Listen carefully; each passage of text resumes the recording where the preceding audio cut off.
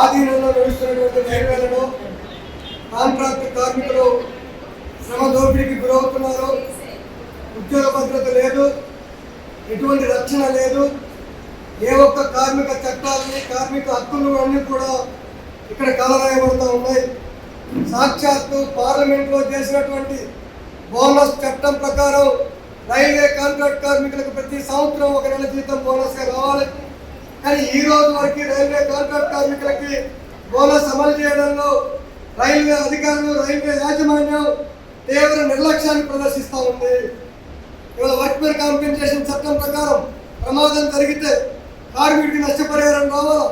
కానీ ఇవాళ workmen compensation చట్టాన్ని రైల్వే కాంట్రాక్ట్ కార్మికులకు అమలు చేయడం లేదు. కాంట్రాక్ట్ కార్మికులు ప్రమాదం జరిగితే, మరణిస్తే ఓ కుక్క చనిపోయిన గోడవపల్లిని చందంగా వివరిస్తున్నారు తప్ప ₹1 కూడా ఇవాళ రైల్వే యాజమాన్యం నష్టపరిహారం ఇవ్వట్లేదు. ఇవాళ సెలవులు అమలు చేయట్లేదు. జాతీయ సెలవులు కానీ, పండుగ సెలవులు కానీ, లేదా 20 రోజులకు ఒక రోజు అమలు కావాల్సిన సెలవులు కానీ ఏ ఒక్క సెలవును కూడా అమలు చేస్తున్న పరిస్థితి లేదు. ఇవాళ కనీస వేతనాలు కూడా ఎక్కడైతే కార్మికులు ఐక్యంగా నిలబడి కొట్లాడుతున్నారో అక్కడ కనీస వేతనాలు అమలవుతున్నాయి.